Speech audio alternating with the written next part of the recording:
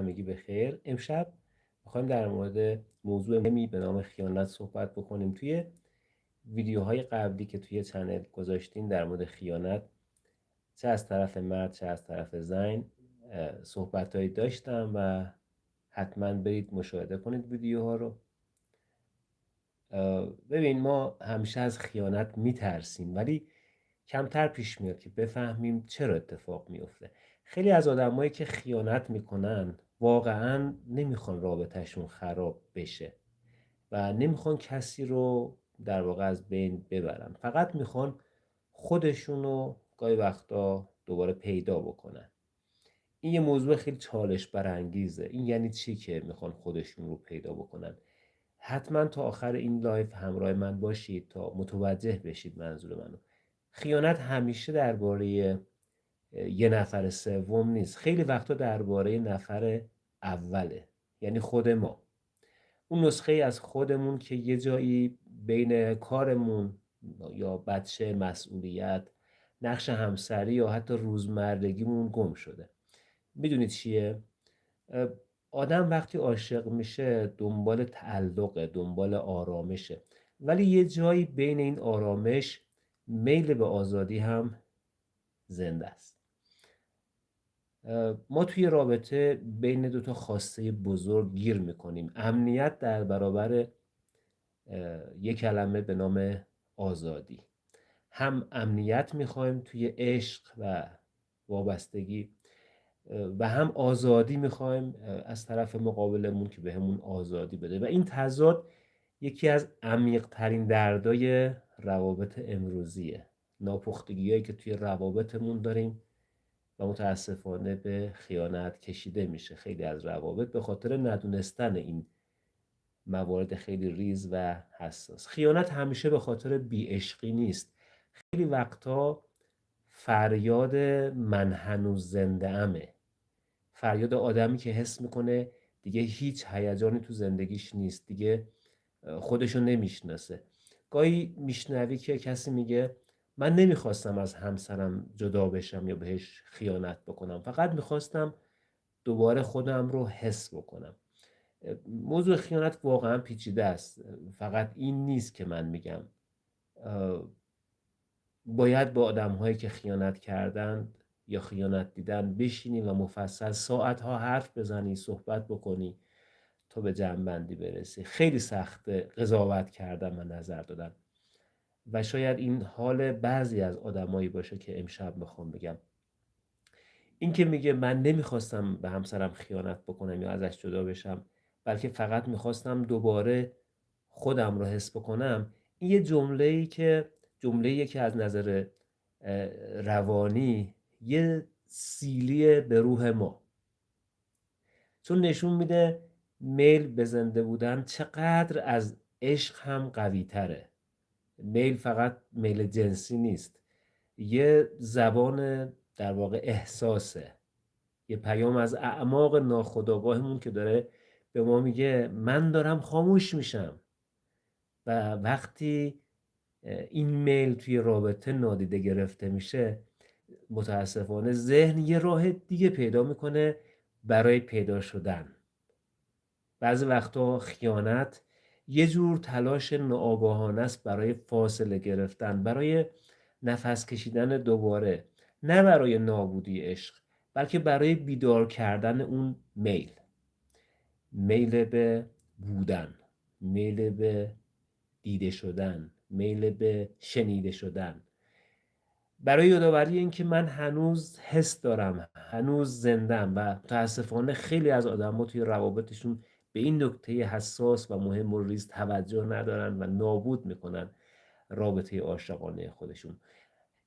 این داستان همیشه متاسفانه به یه درد بزرگ ختم میشه. روزی که حقیقت آشکار میشه، اونجاست که دو نفر دارن سقوط میکنن، یکی از درد و یکی هم از شرم. یکی از این که چطور تونستی این کارو بکنی با هم، و اون یکی هم این که چطور تونستم آخه، و از خودش خجالت میکشه یا شرم میکنه. خیانت یه جور مرگ یه تصویری از عشق و اعتمادی که ساخته بودیم و مثل هر مرگی باید براش سوگواری کرد، باید فرصت داد به دو تا آدمی که خیانت دیدن یا خیانت کردن، نیاز به سوگواری داد، باید دردش حس بشه، اشکش ریخته بشه تا به اون چیزی که درونشه برسه و مجدد متولد بشه.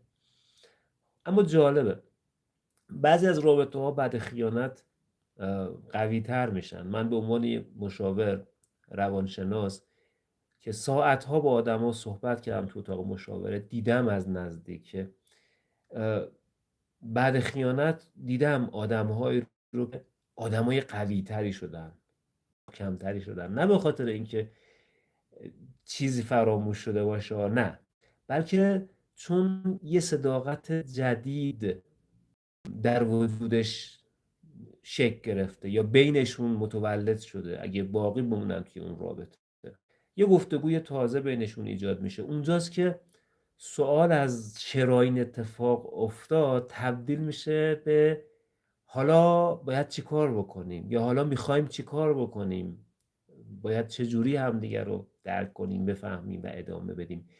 پس خیانت همیشه پایان نیست، گاهی وقتا شروعه.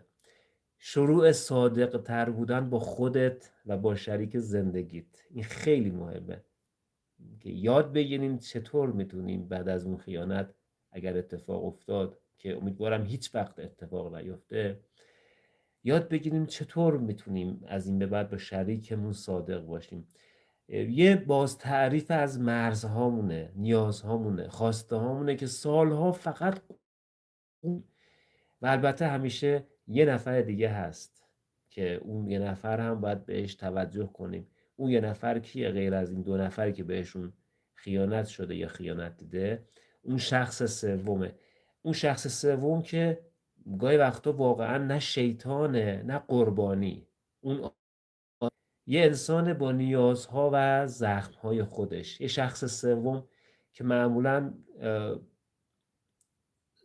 صدای چیزیه که توی رابطه اصلی خاموش شده. یعنی اگر مرد یا زن فرقی نمیکنه، دو تا پارتنر وارد خیانت بشن، اون شخص سوم گفتم معمولا صدای یک چیزیه که توی رابطه اصلی بین اون دو تا پارتنر خاموش شده. اون کسی که خیانت کرده دنبال اون صدا بوده، پس اون شخص سوم صدای چیزیه که توی رابطه خاموش شده. من به مراجعان میگم بگردید ببینید اون صدای خاموش چی بوده، اون صدایی که توی اون نفر سوم پیدا کردی چی بوده. اون گم شده همون چیزیه که توی رابطتون گم کردی، باید پیداش بکنید مجدد. یه انعکاس از خواسته هایی که توی سکوت دفنش کردی، نگفتی، بیان نکردی خواستتو، یا خواستی بگی اما طرف مقابل درک نکرده. در هر صورت دو طرف باید برن دنبال اون صدای گم شده. در نهایت اگه بخوام خلاصه بگم، ما انسان‌های امروزی از عشق چیزایی میخوایم که قدیما فقط از خدا یا معنویت میخواستیم. متاسفانه میخوایم یه نفر هم پناهمون باشه، هم ماجراجوییمون باشه، هم امنیتمون و هم آزادیمون، و این توقع زیاده، سنگینه، غیر ممکنه. پس لازم عشقمون رو دوباره تعریف بکنیم. عشق یه انتخاب مکرره، نه مالکیت، یه وفاداریه. یعنی من تونستم انتخاب دیگه ای بکنم ولی بازم تو رو انتخاب کردم. در هر صورت ممکنه توی مسیرم افراد دیگه رو مشاهده بکنم که اختیار دارم انتخاب بکنم، اما باز تو رو انتخاب میکنم و به تو وفادارم. و شاید در نهایت همین جمله همه چیز رو خلاصه بکنه. عشق بدون آزادی زندانه و آزادی بدون عشق خلأ. ما بین این دو تضاد هستیم، باید این تضاد رو حلش بکنیم تا بتونیم به آرامش توی روابط مشترکمون برسیم. ما انسان ها همیشه بین این دوتا نوسان داریم زندگی میکنیم. از عشق چیزایی میخوایم که قدیما فقط از خدا میخواستیم. یه نفر که ما رو ببینه بدون اینکه حرفی بزنه، یه نفر که به ما عشق بورزه بدون اینکه توقعی داشته باشه، یه نفر که ما رو دوست داشته باشه بدون اشتباهه. این نفر ما رو بفهمه بدون اینکه بهش توضیحی بدیم. این نمیشه، واقعا شدنی نیست. پس ما باید عشق رو درست تعریف کنیم. یکی که دوستمون داشته باشه بی قید و شرط، درست وسط همه تضادها، خستگی ها و اشتباهاتمون. خب این خداست، اون فرد، اون حالا شخص، اون وجود خداست. چه انتظاری از پارتنرمون داریم؟ چه انتظاری از کسی داریم که با همون رابطه صمیمی داره و عاشقمون هست؟ میخوام یه نفر هم پناهمون باشه، هم پروازمون، هم خونه امنمون باشه، در حالا در باز باشه برای فرار از روزمرگی هامون، هم ماجراجویی باشه، هم آرامش باشه. اما واقعیت اینه که هیچ انسانی نمیتونه نقش خدا رو برای ما بازی بکنه، نه چون بد یا کارآمد اون آدم، بلکه چون انسانه، محدوده، ناپایداره، در حال تغییره. و درک بکنیم این انسان رو. ما عاشق میشیم و بعد از مدتی فراموش میکنیم که عشق یعنی دیدن یکی دیگه، نه بلعیدنش. میخوایم اون بشه ادامه ما، تکرار ما، انعکاس ما. اما عشق واقعی یعنی چی؟ یعنی جرأت دیدن تفاوت بین خودمون. بین ما تفاوت وجود داره، بپذیریم که بین ما دو نفر که عاشق هم هستیم تفاوت‌هایی وجود داره. بپذیریم اون آدم دنیای خودش رو داره و با این حال باز انتخابش میکنیم. عشق یعنی انتخاب مکرر، نه مالکیت. گفتم یعنی هر روز با خودت اینو بگی من میتونستم برم ولی هنوز میخوام بمونم. این یعنی آزادی درون عشق. یعنی من هم عاشقم، هم عشق دارم به تو و در این حال آزادم. وفاداری واقعی وفاداری واقعی یه قفس طلایی نیست، یه تصمیم. هزاران وسوسه، هزار مسیر، میایم و یه نگاه آشنا رو دوباره انتخاب میکنیم، نه از ترس تنهایی بلکه از بلوغ عشق. آره، عشق بدون آزادی زندانه و آزادی بدون عشق خلاه. ولی شاید یه راز زندگی دقیقا همینه، نوسان بین این دوتا قطب. یه روز از شدت دلبستگی میسوزی و یه روز از شدت استقلال یخ میزنی. عزیزانی که به لایو پیوستن پیام بدید، نظرتون رو بگید، لایک بدید، حتما ساب بکنید و به لایو من خوش اومدین. اعلام حضور بکنید، خوشحال میشم که لایکاتون رو ببینم. ساب بکنید حتما تا ادامه صحبتامو داشته باشم. حتما تو چنلم عضو بشید. من لایوایی که دارم حالا آینده برگزار میکنم، میبینید به صورت عملی. برنامه هایی که دارم رو ببینید، مشاهده بکنید. امیدوارم جذاب باشه براتون. خب داشتم میگفتم و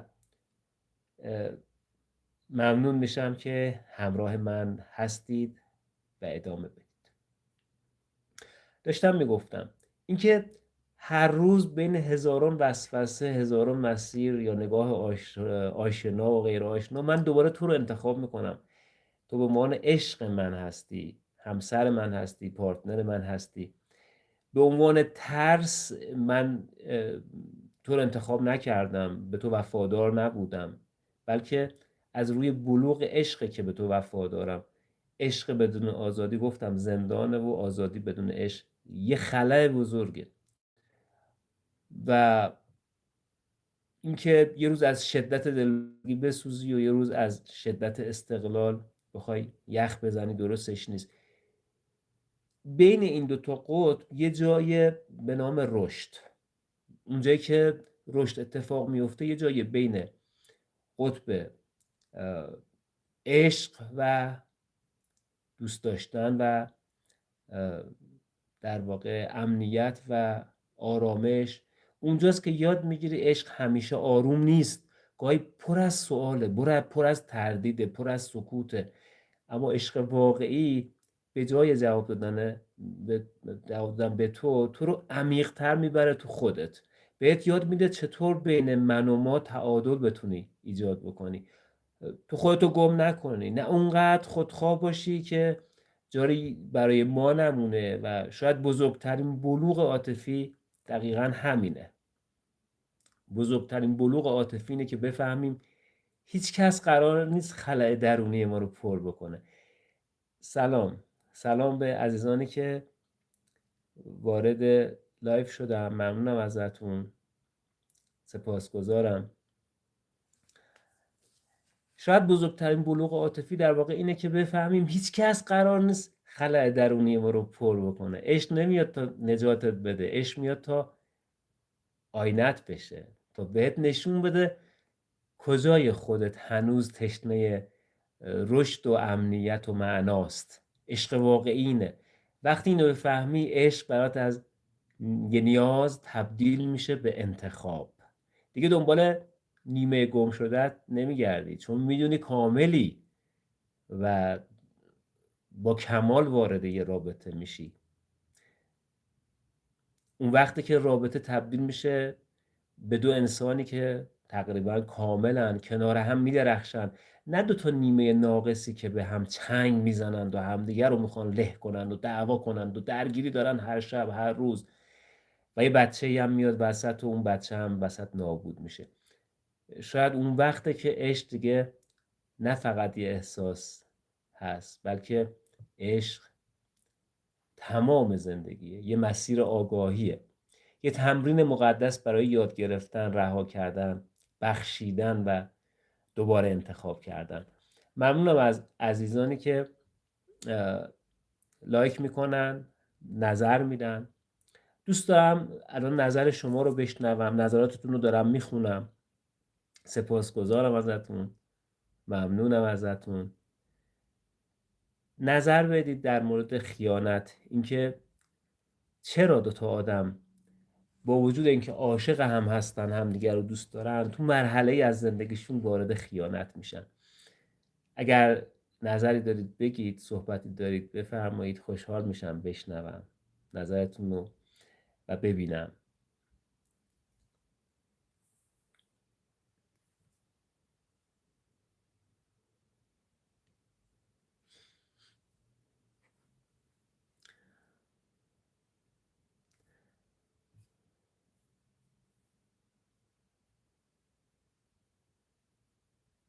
نظرتون رو بگید در مورد صحبتایی که کردم، در مورد خیانت، در مورد خیانت در رابطه، اینکه فردی که خیانت دیده باید چی کار بکنه،